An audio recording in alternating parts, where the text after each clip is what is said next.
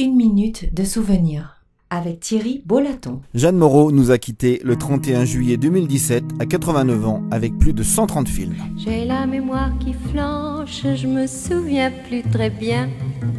Comme il était très musicien, il jouait beaucoup des mains. Jeanne Moreau est née le 23 juillet 1928 à Paris, fille d'un restaurateur et d'une danseuse de music hall d'origine anglaise. Elle suivra ses premiers cours de théâtre en cachette. Elle rentre au conservatoire en 47, à la Comédie Française en 48 comme pensionnaire avec Jean Meyer.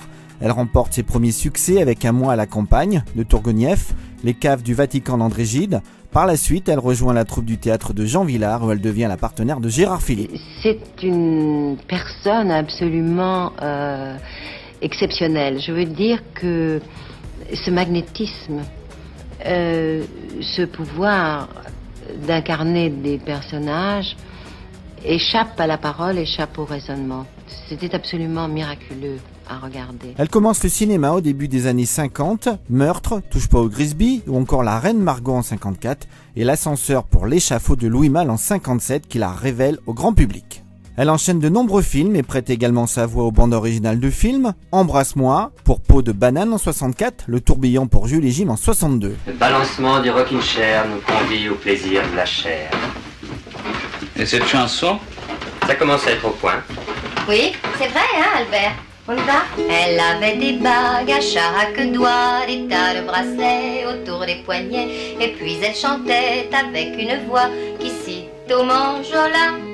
Dans les années 70, Jeanne Moreau, encouragée par Orson Welles, passe derrière la caméra et réalise son premier film en 76, Lumière. Tout au long de sa filmographie, Jeanne va découvrir différents univers avec Philippe de Broca, Bertrand Blier, Jean-Pierre Mocky ou encore Luc Besson pour Nikita. Et n'oublie pas, il y a deux choses qui sont sans limite.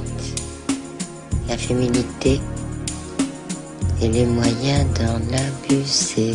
Dans les années 2000, Jeanne Moreau se tourne davantage vers le petit écran. Elle devient l'une des actrices fétiches de José Dayan. Elle a reçu le César de la meilleure actrice pour La vieille qui marchait dans la mer de Laurent Henneman en 92. Mon estomac se noue au point que je me demande si je vais dîner. Si vous ne désirez pas dîner, abominable vieillard glauque et fripé, allez vous faire foutre. Et 2 Césars d'honneur en 95 et 2008. Côté vie privée, Jeanne Moreau a un fils, Jérôme, né en 49 de son union avec Jean-Louis Richard.